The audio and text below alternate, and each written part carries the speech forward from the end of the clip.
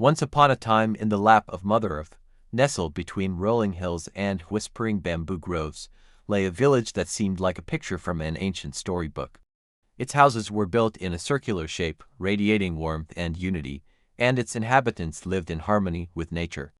But this tranquil existence was about to change in ways the villagers could not have imagined. In the heart of this village lived a young boy named Arav, a child much like any other, except for two things. He had eyes that twinkled with an unusual wisdom beyond his years, and he was incredibly small for his age. His thin frame and delicate features made him an easy target for teasing. The other children called him names like Skinny, Little One, and Small Fry, which stung like bee stings. Even the village elders would shake their heads and sigh whenever they saw him struggling to carry heavy clay pots or running clumsily in the fields.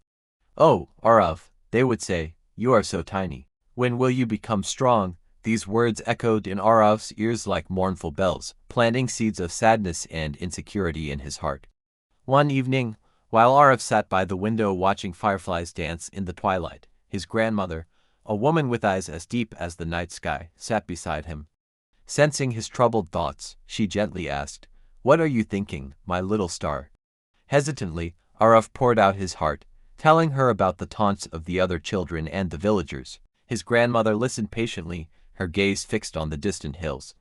When he finished, she reached out, her wrinkled hand enveloping his small one.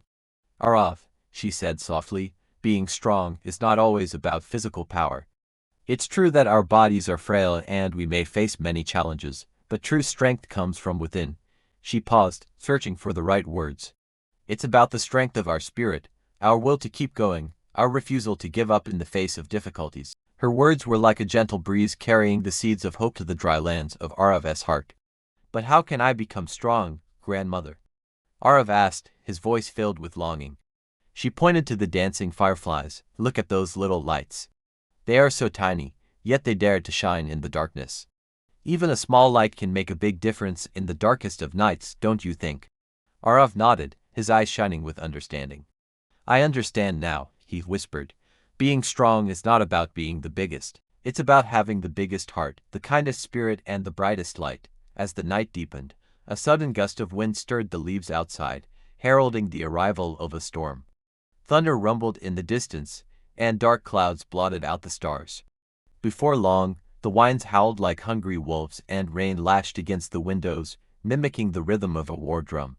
Fear flickered in the villagers' eyes as they gathered in the central courtyard, their whispers carried away by the wind. "It's the worst storm in living memory," one exclaimed. "Our houses won't withstand it," another cried. The village elder, his face etched with worrying, announced, "We must seek shelter in the temple. It's the strongest building in the village." When Arav heard these words, his heart pounded in his chest. He wanted to help, to prove to the villagers that he was more than just a small, skinny boy, but what could he do? Suddenly, he remembered his grandmother's words about the little light that chased away the darkness. An idea sparked in his mind, and with a determination that surprised even him, he rushed to his home. Inside, amidst the scattered toys and books lay a small box filled with his treasures. A toy boat, a whistle, and a small candle. It was an ordinary candle, nothing special, but it represented something extraordinary, the flame of hope. Grasping the candle tightly, Arav ran back to the village square where the villagers had gathered.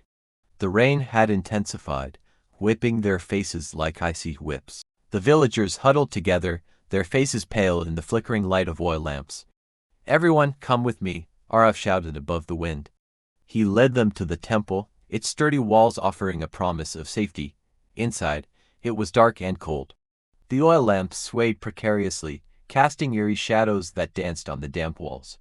Children cried, clinging to their parents, and the wind howled like a wounded beast outside. The priest, a man with a long white beard, hurried to light a large lamp to chase away the gloom. But just as he struck the matchstick, the wind blew it out, plunging them into deeper darkness. Again and again, he tried, but the flames died out before they could spread their comforting glow. Fear tightened its icy grip on the villagers' hearts. What if the storm destroyed their only sanctuary? What would become of them then? In that moment of despair, little Arav stepped forward.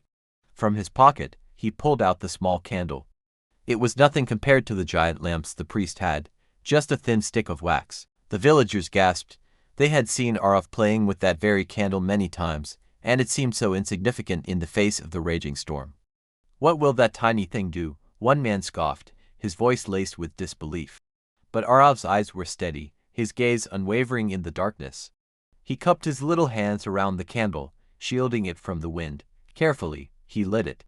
At first, it was just a small flame, but it burned brightly, casting a warm glow that spread like a comforting blanket around him.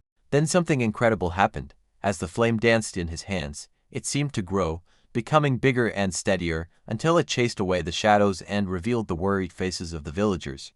The small candle shed its light, dispelling the darkness and fear that had enveloped them. The children stopped crying. The elders looked at each other, relief washing over their faces.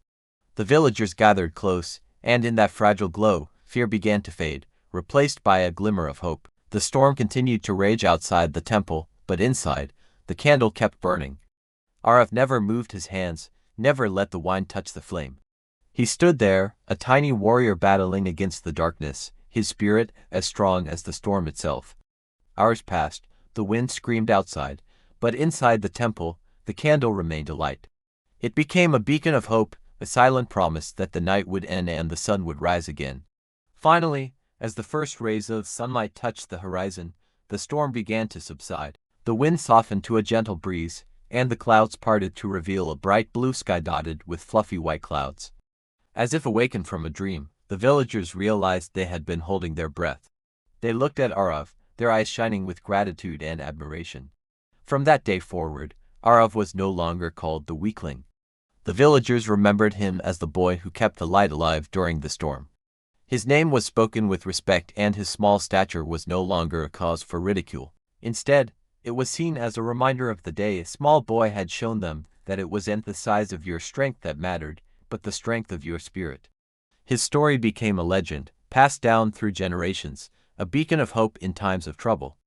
And so, the tale of Arav, the small boy with a big heart, continued to echo through the ages, reminding all who heard it that even the smallest light can overcome the deepest darkness.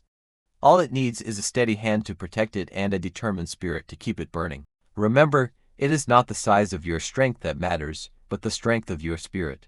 You don't need to be the strongest or the biggest. You just need to be brave enough to face your fears, kind enough to help others, and hopeful enough to keep your dreams alive. No matter how tough the situation seems, don't give up. Keep holding on to your flame, your hope, your dream, your courage. Because just like Arav, you have the power to chase away the darkness and bring light into the world. So next time you feel like giving up, remember the story of Arav, the small boy who dared to dream big and proved that even the smallest light can make the biggest difference.